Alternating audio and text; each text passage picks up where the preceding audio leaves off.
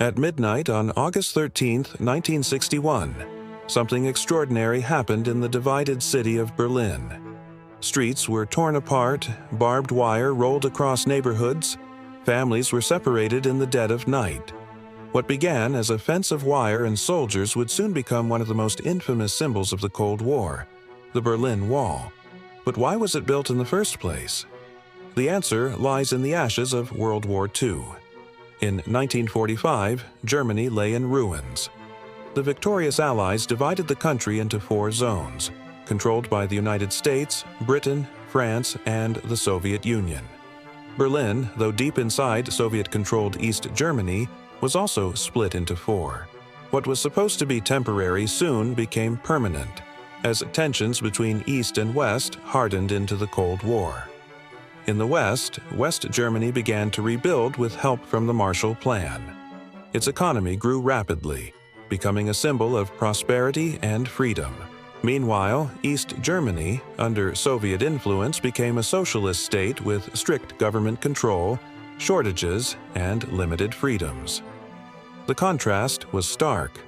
By the 1950s, East Germans were fleeing in huge numbers. Teachers, doctors, engineers, and skilled workers, vital for rebuilding, were leaving through Berlin. Why? Because the city was the weak point.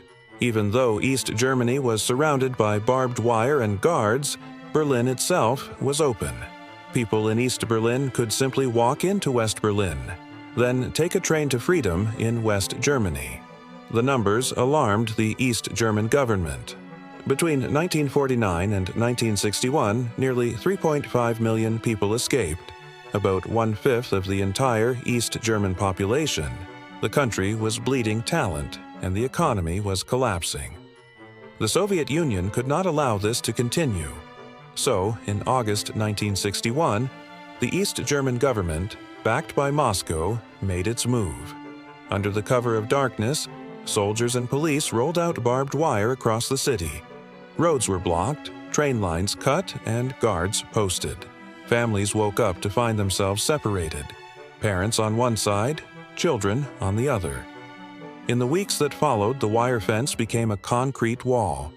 Guard towers rose and armed patrols ordered to shoot to kill anyone who tried to escape.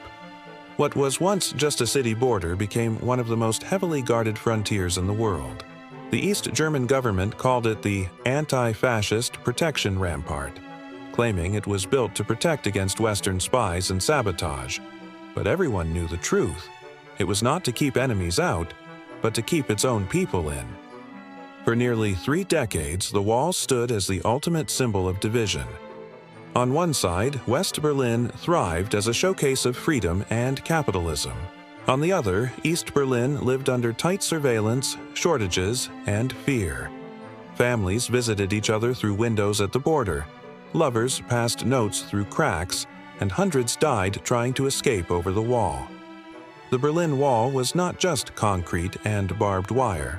It was an idea, a brutal reminder of the Cold War, of how far governments would go to control people, and of the price ordinary citizens paid for freedom.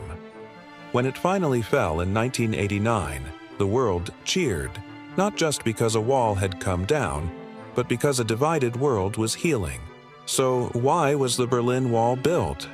Because an entire country was collapsing from within, and its government decided the only way to save itself was to trap its own people.